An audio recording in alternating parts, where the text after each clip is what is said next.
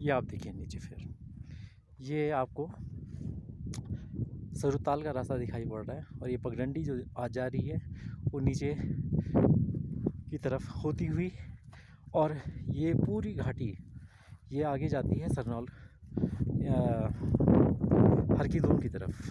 और इधर रास्ते में ओसला, पुआणी, गंगाड़ के गांव आपको दिख जाएंगे। ये कुछ जगह मैं फोकस कर रहा हूँ पर शायद बहुत दूरी की वजह से स्पष्टता नहीं है ये गांव।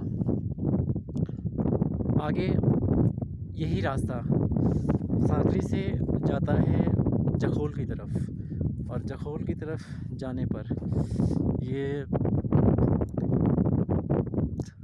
ऊंचाई पर बर्फ़ की जो चोटी है उसके नीचे एक जगह है शानदार, पर्यटक की दृष्टि से बहुत महत्वपूर्ण, और उस जगह का नाम है देवक्यारा। देवक्यारा के बाद जखोल से एक रास्ता हम फिर से कैमरा जिधर घूम रहा है इस समय, ये आगे फिताड़ी और लिवाड़ी से फिर हमें दो बुग्याल दिखाई देते हैं। एक तो है माजेवन और दूसरा है भराड़सर। भराड़सर में इस क्षेत्र के निवासियों का मूल कार्य है पशुपालन और कृषि। पशुपालन पर विशेष बल दिया जाता है, खास करके भेड़ बकरियों को लेकर। और भेड़ बकरियां इस समय इनकी जो चरने के लिए जाती हैं वो माजेबंज भी जाती हैं और भराड़सर जाती हैं। भराड़सर में इन लोगों के जो देवता हैं वो उनको नहलाने के लिए भराड़सर ले जाया जाता है। और वहाँ से जो बहुत बड़ा बुग्याल है जिसकी कोई सीमा नहीं है, वो बुग्याल कुछ हिमाचल प्रदेश में है और कुछ उत्तराखंड में है। और वहाँ दोनों प्रदेशों के सीमांत बर्फीले इन क्षेत्रों के लोग अपनी भेड़ बकरियों को लेकर जुलाई अगस्त सितंबर तक भेड़ बकरियां चराते हैं। दूसरी ओर मैं आपको कुछ अब और चीज़ें दिखाऊं तो आप यहाँ बादल बहुत पास आप देख रहे हैं, कितने नज़दीक लग रहे हैं। और यात्री सामने वापस फिर से अपने बेस कैंप सांकरी की तरफ लौट रहे हैं। ये देख रहे होंगे आप, एक लोकल गाइड भी उनको लेकर आगे की तरफ जा रहा है। बादल आने लगे हैं। नवंबर के इस शुरुआती दिनों में दूर दूर बर्फ़ की चोटियाँ, बर्फ़ से चोटियाँ आच्छादित होने लगी हैं। इस तरफ उत्तरकाशी है, सामने राड़ी भी दिखाई दे रहा है, राड़ी की चोटी। और जो इस जनपद मुख्यालय भी है उत्तरकाशी। नीचे बड़कोट है और इस तरफ यमुनोत्री, और यमुनोत्री चौखंबा की एक चोटी सामने आप देख रहे हैं, जहाँ पर कोहरा अब इस समय बादल लगे हुए हैं। बादल आ रहे हैं, आज ठंड बढ़ रही है। मैं आपको कुछ चीज़ें बताना चाहूँगा,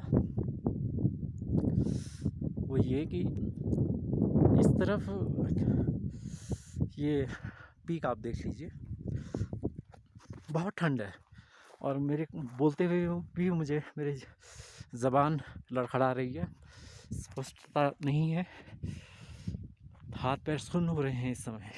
ये देखिए, ये हरी घास लाल बन गई है, उसकी सारी हरितिमा बिल्कुल हरितिमा लालिमा में बदल गई है इस समय। ये देखिए, ये संकेत बना रखे हैं, ये रास्ते के संकेत हैं जगह जगह, ये देख रहे हैं आप, जगह जगह ये संकेत हैं। ये संकेत सूचक हैं रास्ते के। अगर कोई व्यक्ति जंगल में रास्ता या चोटियों पर रास्ता भटक जाता है तो वह इन संकेतों के द्वारा उसे रास्ते का ज्ञान होता है।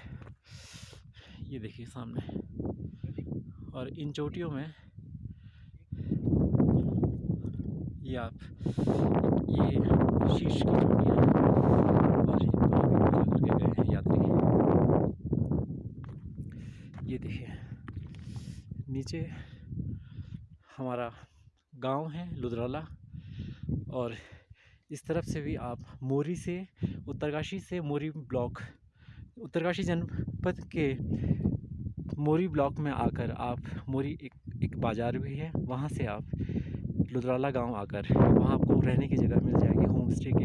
होम स्टे कई सारे लोग मुसाफिरों को अपने घर में रखते हैं और उनको वही सुविधा दी जाती है जो कि उनको होटलों में मिलती है। वहाँ से 1.5 घंटे में आप सीधा केदारघाटी की चोटी पे आ सकते हैं, मगर ये यात्री बहुत लंबा रास्ता काट कर सागर की तरफ से आए हैं और इनको बहुत ऊंचाई भी का भी सामना करना पड़ा है। नीचे नेटवाड़ है और नेटवाड़ से ये टोंस नदी 2 भागों में बढ़ती है, रूपिण और सुपिण। रूपिण आगे अपने मुहाने की तरफ बढ़ रही है और उस तरफ 2 मुख्य हिमाचल के गांव हैं। ये हिमाचल और उत्तराखंड का अगल बगल में है। अगल बगल का मतलब धार के इधर, गदरे के इधर हिमाचल, तो उस तरफ उत्तराखंड। उधर डोडरा और क्वार हैं और क्वार से इन्होंने रोडू से एक रास्ता चिड़गांव होते हुए चांगसिल, सामने सड़क दिख रही है चांगसिल होते हुए, और वो डोडरा क्वार आ रही है। यहीं से आपको किन्नौर की ये बर्फीली चोटियाँ जब ताज़ी ताज़ी बर्फ़ पड़ी है शायद दिख रही हो। किन्नौर का रास्ता भी यहीं से जाता है। ये देखिए, ये किन्नौर की चोटियाँ सामने बर्फ़ के, और इसके दूसरी तरफ सतलुज बहती है। और इन घाटियों से हर की धूम और जखोल, लिवाड़ी, रूपिण पास से होती हुई पानी रिश्ता हुआ टोंस में बहता है और टोंस, देहरादून, विकासनगर में जाकर उसमें पब्बर भी मिलती है जो हिमाचल से आती है, और यमुना और टोंस का मिलाप होता है और इस मिलाप के बाद ट्यूनी से पब्बर और टोंस मिलती हैं और इस मिलाप के बाद वो यमुना का नाम, उसका नाम पड़ जाता है। तो ये केदारघाट है पूरा, और इस केदारघाट से हम नीचे की तरफ चलते हैं भगवान से विदा लेते हुए, क्योंकि आसमान में आप देख रहे हैं काले काले बादल भी आ गए हैं, सूरज को जिन्होंने ढक लिया है। और ये देखिए यहाँ गुफाएं, ये सारी हरियाली अब सूख कर, ये देखिए इस चोटी की है 4200 मीटर के आसपास। यहाँ पर बड़े बड़े पत्थर, ये पत्थर हमें 33 सागर की याद दिला देते हैं। ये देखिए हिमालय की इन शीर्ष स्तंभों पर ये पत्थर दिखाई पड़ रहे हैं, और ये पत्थर क्या कहते हैं इसके ऊपर हमारे भूगोलविद निरंतर अपने शोध कार्यों के द्वारा हमें कुछ अनुसंधान जो हो रहे हैं उनके विषय में बताते हैं। ये बिल्कुल, ये देखिए नीचे घाटा, यहाँ से कोई फिसला तो उससे वो सीधा उसका पता भी नहीं चलेगा। ये देखिए यहाँ ये जो पगडंडी बनी है, इस पगडंडी को छोड़ा अगर तो फिर आदमी गया, और कहाँ जाएगा ये आप समझ सकते हैं। ये देखिए ये यात्री जो अभी आ रहे थे, उनको जो लाया जा रहा था, मैं उसी रास्ते पर हूँ, और यहाँ पत्थर है, ये उड़ियार है, ये देखो गुफाएं, ये इनमें भी छिपकर ठंड से बचा जा सकता है। यहाँ जून के महीने में एक मेला लगता है केदारघाटी में, 15 जून को। जगह जगह से लोग, देवजानी से, पुरुला से, सांकरी से, सरबड़ियाड़ से और मोरी से, नेटवाड़ से, जखोल से, जगह जगह से लोग आते हैं और इस इलाके में इस केदार कांठे पर पहुंचते हैं। केदारकांठा शिव और पार्वती की जो शिव पार्वती को लेकर उसका उनका एक अंग यहाँ भी गिरा था। ये देखिए नीचे, ये बुग्याल है सारा, बहुत लंबा चौड़ा। मैं आपको जरा सा आगे की तरफ दिखाऊंगा, और ये बुग्याल बहुत ठंड है। माय गॉड, ये देखिए ये रास्ते के सूचक चिन्ह, माय गॉड, ये देखिए हम बहुत दूर आ गए वहाँ से, बादल भी आ गए, बादलों के बाद देखिए रास्ते, ये देखिए अगस्त में यात्री यहाँ से सरदार होते ही यमुनोत्री पहुँचते हैं। इन चोटियों से पहुँचा जा सकता है। ये देखिए, ये रास्ता है। हाँ, मेरे तो दाँत बज रहे हैं, दाँत। देखिए, हमने यहीं से नीचे जाना है अब। और ये नीचे जो है कोट गाँव, दरगान गाँव इसी साइड है। और अभी कुछ दिनों बर्फ़ पड़ने वाली है। ये बर्फ़, अभी ये इलाके पूरे बर्फ़ से ढक जाएंगे, पूरे बर्फ़ से ढक जाएंगे। और मेरा साथी भी उस तरफ दिख रहा होगा दूर से आपको, ये देखिए।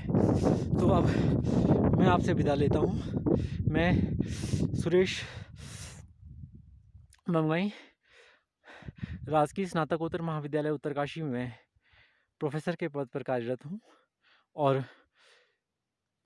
आपको ये वीडियो कैसा लगा? ये मैं असल में नेहरू इंस्टीट्यूट ऑफ माउंटेनियरिंग से मैंने कई सारे कोर्स किए और मैं निरंतर चोटियों पर घूमता रहता हूँ। और उसी का प्रतिफल है कि मैं आज इस ठंड में यहाँ पहुँचा हूँ सुबह अपने घर से। और यहाँ अचानक यात्री मिल गए इस स्टॉप पर और घर की तरफ रवाना होते हैं और आप लोगों से विदा लेते हैं। नमस्कार। आपको अगर अच्छा लगा तो बताइएगा। शुक्रिया।